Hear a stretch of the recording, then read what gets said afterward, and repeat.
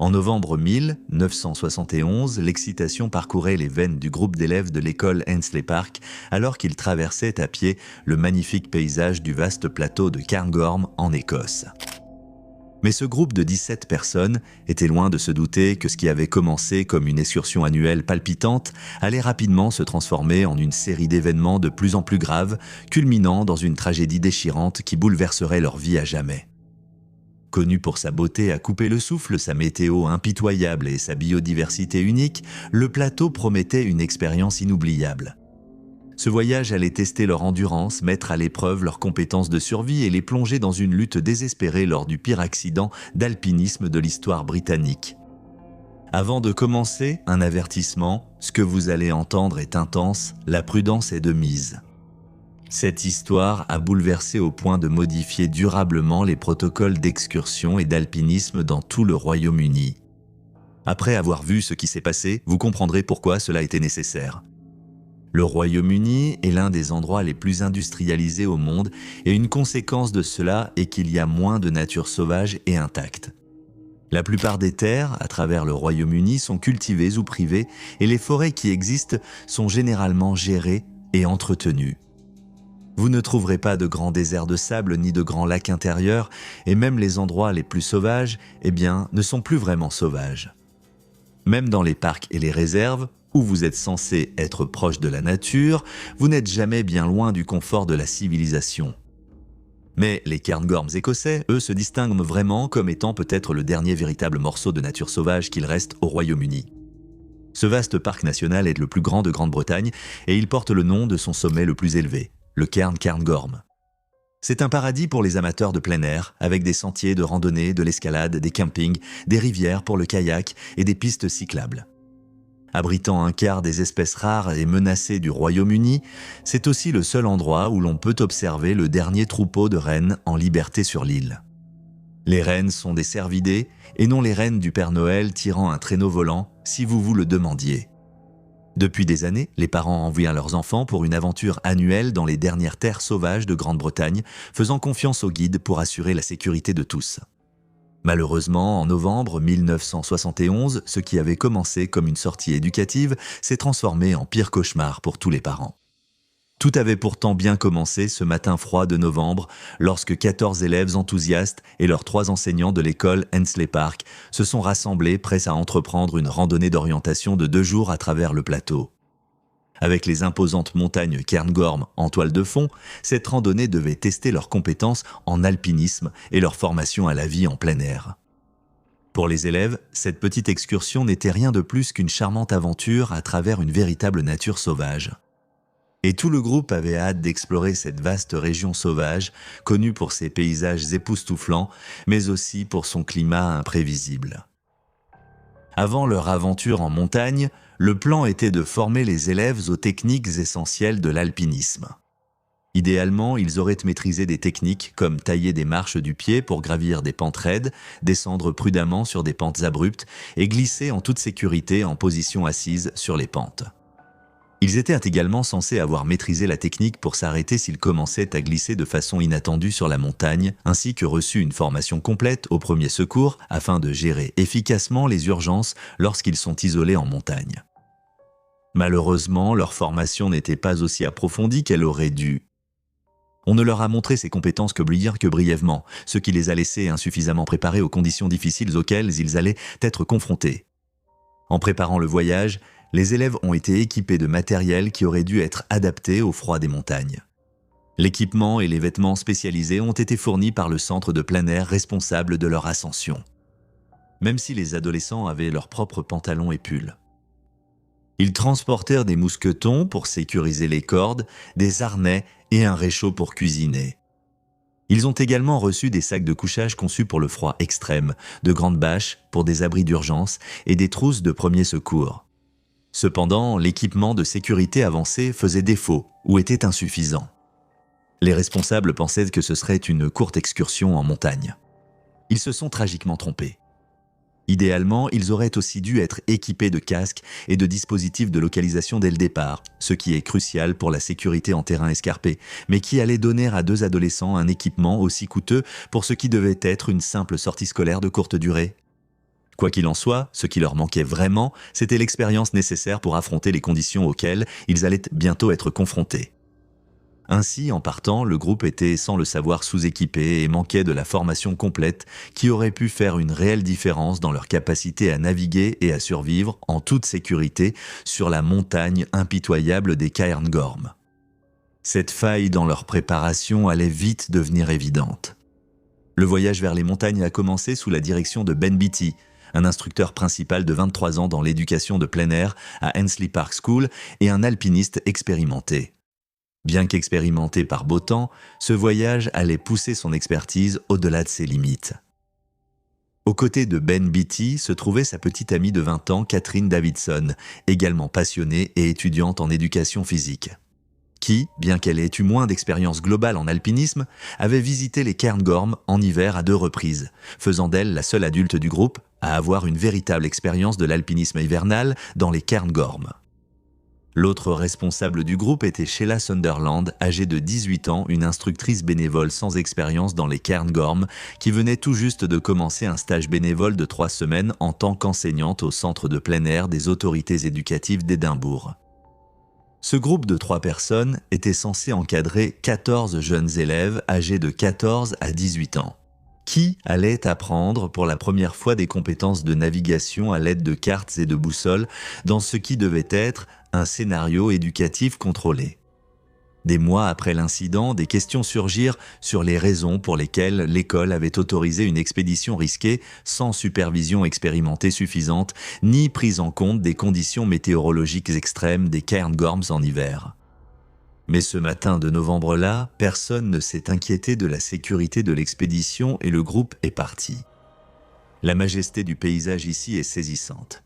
Cette chaîne de montagnes, la plus grande des îles britanniques, est un véritable paradis d'altitude, culminant à plus de 1200 mètres à ses sommets les plus élevés comme Ben Macdouy. L'une des caractéristiques les plus uniques de cette chaîne de montagnes est ses sommets plats en forme de plateau, ce qui est très différent des pics montagneux aigus et déchiquetés que l'on trouve généralement ailleurs dans le monde. Bien que les Cairngorm soient relativement faciles à gravir, la longueur, la distance et les brusques changements de météo sur les sommets en plateau en font l'une des chaînes les plus difficiles pour les alpinistes au Royaume-Uni. La neige peut tomber toute l'année et des plaques de neige subsistent tout l'été. L'un des plus grands défis dans les Cairngorm est la météo, qui peut être extrêmement imprévisible et changer très rapidement, surtout à mesure que l'on monte en altitude. La zone du plateau connaît souvent de violentes tempêtes de neige, des vents forts et des chutes soudaines de température, ce qui peut être dangereux même pour les alpinistes les plus expérimentés. Cela rend la navigation vraiment difficile, car la visibilité peut diminuer de façon spectaculaire en quelques minutes. Sur une si vaste chaîne de montagnes, il est facile, voire inévitable pour certains, de se perdre. À cause de cela, des abris temporaires sont installés pour protéger les voyageurs et les randonneurs qui se retrouvent loin de leur groupe ou qui sont piégés par une tempête en montagne. Ces petites cabanes rudimentaires, nommées bottis, sont dispersées sur les collines de la chaîne. Les bottis servent aussi de lieu de rencontre ou de halte lors de randonnées sur plusieurs jours. Plus l'altitude augmente, plus ils sont importants. En tant que structure temporaire, ils ne sont rien de luxueux, juste plusieurs abris très basiques faits de tôle métallique, de boue et de pierre. L'un de ces abris, le bottis de Curran en particulier, allait devenir une partie très importante de l'histoire de cette expédition. Le 19 novembre, les 14 élèves et leurs enseignants sont arrivés au centre de plein air, la Laganglia, dans les Cairngorm. Le centre de plein air avait l'habitude d'accueillir des groupes d'élèves venus pour gravir les montagnes. Et c'est là que la 3e responsable, Sheila Sunderland, âgée de 18 ans, a rejoint le groupe. Pour faciliter le contrôle de la randonnée, les adolescents ont été répartis à l'avance en 2 groupes. Les plus expérimentés ont été confiés à Beatty, tandis que Catherine et Sheila s'occupèrent des autres. Le plan était simple. Les 2 groupes devaient en traverser le plateau du sud de Cairngorm jusqu'à Ben Macdouy, le sommet des montagnes Cairngorm, avec pour objectif de terminer tout le trajet en 48 heures maximum. Idéalement, cela aurait dû être une randonnée de 17 km, ce qui représenterait un défi pour le groupe, dont la plupart n'avaient que 15 ans.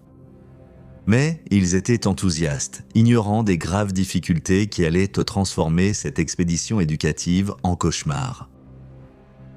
Ce samedi matin-là, les chefs de groupe ont soumis leur itinéraire prévu au directeur de l'Aganglia et ont même inclus une solution où, en cas de mauvais temps, il était prévu que les deux groupes écourtent leur expédition et cherchent refuge au Boti de Kuran. Leur plan a été validé. Le groupe a poursuivi la préparation de l'ascension.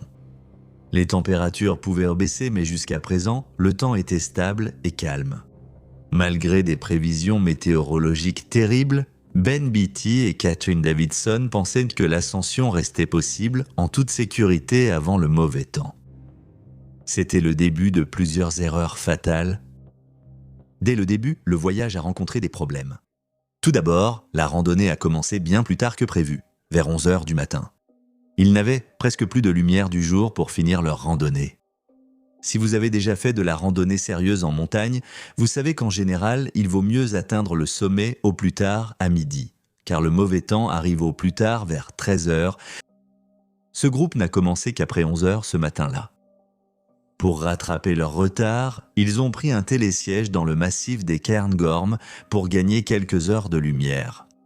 En novembre, le soleil se couchait avant 4 h. Après avoir franchi le plateau, les deux groupes durent descendre séparément. Le groupe de Catherine Davidson devait revenir par le Lerg Grui, tandis que le groupe de Beatty reviendrait en traversant Cairntoul et Bray Riach de l'autre côté de la vallée. En cas d'urgence, le plan pour les deux groupes, comme je l'ai mentionné plus tôt, était de rejoindre le Kuran Bodi, un endroit sûr à un niveau beaucoup plus bas dans le Lerg Grui où ils passeraient de la nuit. Le groupe de Ben Beatty, constitué de randonneurs expérimentés, progressaient vite et géraient mieux les sentiers difficiles grâce à leur expérience. Le groupe de Catherine Davidson, qui comprenait 6 élèves plus jeunes et moins expérimentés, suivait derrière à un rythme plus lent. Peu de temps après que le groupe ait commencé son voyage à travers le plateau des Cairngorm, le temps a changé comme prévu, se dégradant rapidement. Le groupe de Ben a eu de gros problèmes à cause du mauvais temps. Lorsqu'ils ont atteint Coardoman, les vents de plus en plus forts et la neige épaisse et molle ont considérablement ralenti leur progression et réduit la visibilité. Reconnaissant le danger croissant auquel ils étaient les confrontés, Beatty a décidé de prendre l'itinéraire alternatif plus sûr, visant le refuge de Kuran comme point de bivouac plus sécurisé. Ils sont arrivés au refuge vers 15 h 30. Une fois sur place, ils ont dû dégager la neige qui s'était accumulée devant l'entrée rien que pour accéder à la porte, avant de s'installer pour ce qui s'annonçait comme une longue et froide nuit. Mais malgré les conditions difficiles à l'extérieur, le groupe de Ben se sentait en sécurité dans l'abri. Ils ont patienté des heures, espérant voir les traces de l'équipe de Catherine dehors, cherchant aussi refuge dans ce refuge comme prévu. Cependant, le groupe de Catherine Davidson n'a pas atteint l'abri. Batty, qui avait une grande expérience de l'escalade et de l'alpinisme dans divers terrains accidentés comme l'Irlande, les Alpes et la côte ouest de l'Écosse, pensait d'abord que le groupe de Davidson avait sans doute pris un autre chemin, peut-être plus facile, vers un autre abri. Cette mauvaise appréciation de l'emplacement du groupe de Davidson fut une nouvelle erreur, entraînant des conséquences fatales alors que la météo empirait. Au fil de la nuit, les conditions autour du bivouac du groupe de Beatty se sont considérablement aggravées. La neige s'est accumulée si haut contre la porte que, le matin venu, ils ont eu du mal à l'ouvrir. Dans un geste ingénieux, le plus petit garçon du groupe a été aidé à passer par une porte entrouverte pour dégager la neige de l'extérieur, permettant ainsi à tous les autres de sortir. Pendant toute l'épreuve, Beatty était profondément inquiet pour la sécurité du groupe de Catherine Davidson qui n'était toujours pas arrivé à l'abri. Confronté à une décision difficile, Beatty a pesé les risques de partir à la recherche du groupe disparu face à l'urgence de déplacer son propre groupe vers un endroit plus sûr, en descendant dans l'Ariglarigru. Son intention première pour l'expédition n'avait jamais été de mettre à l'épreuve les limites physiques des enfants, mais plutôt de leur offrir une expérience éducative en pleine nature. Ce tournant inattendu des événements l'a forcé à jouer un rôle crucial en équilibrant la sécurité de son groupe actuel avec la responsabilité envers les membres disparus. En sortant de l'abri après une nuit difficile, le groupe de Beatty a eu du mal à descendre du plateau à cause de la neige profonde, affrontant des conditions difficiles qui rendaient leur descente particulièrement éprouvante. Il y a eu de nombreuses chutes et glissades en chemin et un garçon a même failli se blesser gravement. Mais une fois qu'ils ont finalement réussi à quitter le plateau et atteint la relative sécurité du Leirik Gru, Beatty a pu entrer en contact avec le centre de plein air de Laganlia. Il a alors découvert que le groupe de Catherine Davidson n'était pas encore revenu, ce qui a accru son inquiétude. Alors que le soir tombait vers 16h30 lors de leur deuxième jour sur la montagne, le groupe de Beatty a atteint la cabane Roti Roti Murchus, un abri situé en bas de la montagne où ils ont pu passer un appel téléphonique à Laganlia et organiser leur transport. Vers 17h30, ils ont retrouvé leur véhicule de transport et les étudiants ont été ramenés en toute sécurité à Laganlia. Cependant, sans nouvelles du groupe de Davidson, Beatty a continué jusqu'au centre de ski, puis jusqu'au Glenmore Lodge et enfin jusqu'à un poste de police en bas de la pente. À 19h ce soir-là, le groupe de Davidson n'ayant toujours pas donné signe de vie, ils ont officiellement signalé la disparition du groupe. Cette action a déclenché une réaction immédiate. Des équipes de sauveteurs ont bravé la tempête de neige et l'obscurité, partant à la recherche du groupe disparu. Des équipes supplémentaires de secours en montagne de Cairngorm, RAF Kinloss, Braemar et Aberdeen ont également été mobilisées. Ces équipes se sont coordonnées et préparées dans la nuit de dimanche pour entamer véritablement les recherches avant l'aube du lundi, espérant retrouver les randonneurs disparus malgré les conditions difficiles. De retour sur la montagne, le groupe de Catherine Davidson était en difficulté, et ils le savaient. Après avoir quitté le groupe de Beatty, ils ont affronté un itinéraire exigeant. Le plan était clair, ils devaient donc quitter le parking à 11h00. Monter au sommet de 1200 mètres de Cairngorm en 1h30, continuer vers Lachambouide en 2 heures, puis gravir 150 mètres jusqu'à Ben Macdui en environ 1h15. Descendre jusqu'à Taylorsburn en 1 heure, puis traverser l'Eric GRU pour Curran-Boty en 30 minutes. L'ensemble de la randonnée devait durer environ 6h30, avec une arrivée idéale à Curran-Boty vers 17h15. Cependant, en avançant sur l'itinéraire, les conditions se sont dégradées. Avec la météo qui se dégradait rapidement en une véritable tempête de neige, la randonnée devenait de plus en plus difficile. Les horaires prévus ont commencé à déraper lorsqu'ils ont rencontré des retards inattendus, compliquant leur navigation et leur progression. Chaque portion de la randonnée prenait plus de temps que prévu, réduisant leur marge de manœuvre face au froid du soir qui s'installait et à la lumière déclinante, les poussant dans une situation précaire loin de la sécurité du refuge Curran. Avec environ 4 heures de lumière du jour restante, le groupe devait parcourir 6 miles éprouvants pour atteindre leur abri. Le trajet était compliqué par de forts vents, un danger courant en terrain montagneux qui peuvent transformer même les randonnées les plus simples en expéditions dangereuses. Ce week-end-là, la situation s'est aggravée car la neige était exceptionnellement poudreuse, empêchant le groupe de creuser des abris efficaces ou des trous pour se protéger.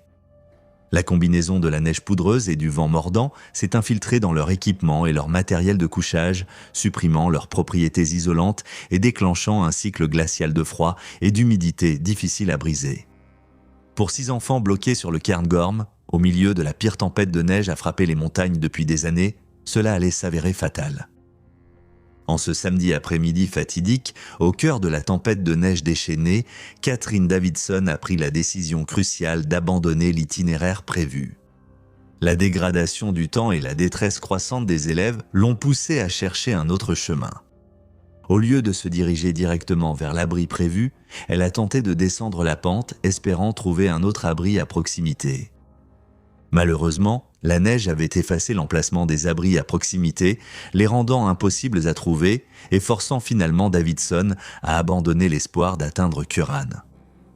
N'ayant pas d'autre option, Davidson a décidé de se préparer à bivouaquer dans une zone qui, sans qu'elle le sache, était sujette à de fortes accumulations de neige. Cette décision a ensuite été critiquée par John Duff, le chef de l'équipe de secours en montagne de Braemar, qui a souligné que tenter un bivouac hivernal dans de telles conditions sur le plateau des Cairngorm était extrêmement risqué et ne devait être envisagé qu'en dernier recours. Duff a également réfléchi à la planification globale de l'expédition, la jugeant d'une ambition effarante pour des adolescents et attribuant la responsabilité à ceux qui ont planifié et approuvé le voyage. À la nuit tombée, le groupe s'est blotti dans des sacs de couchage et de bivouac, utilisant un mur de neige pour se protéger des intempéries. Au début, ils ont réussi à garder le moral.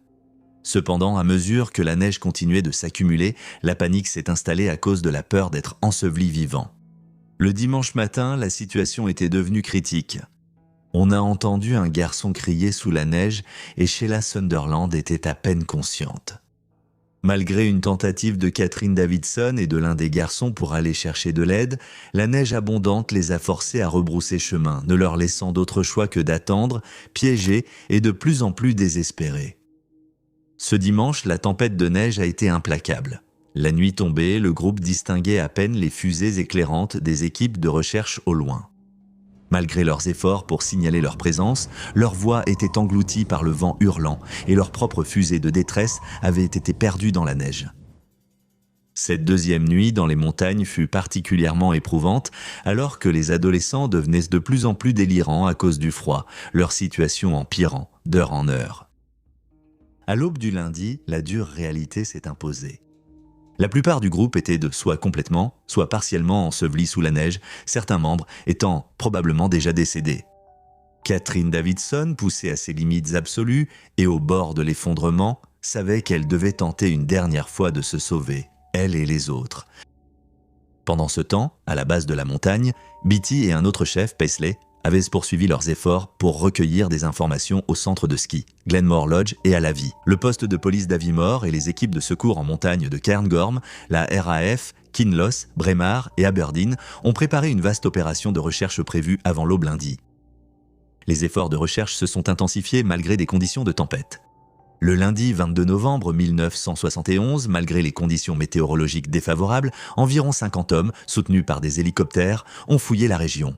L'équipe de secours en montagne de Braemar est arrivée par le sud au refuge de Curran qu'elle a trouvé vide.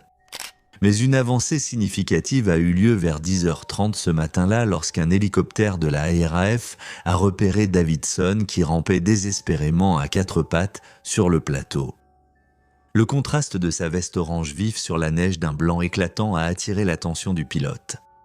L'hélicoptère a pu s'approcher et débarquer deux membres d'équipage qui ont rejoint Davidson. Elle était incapable de marcher. Ses jambes étaient bloquées en position agenouillée et elle a été évacuée par hélicoptère lors d'une opération périlleuse, rendue beaucoup plus difficile par la neige aveuglante soulevée par l'appareil.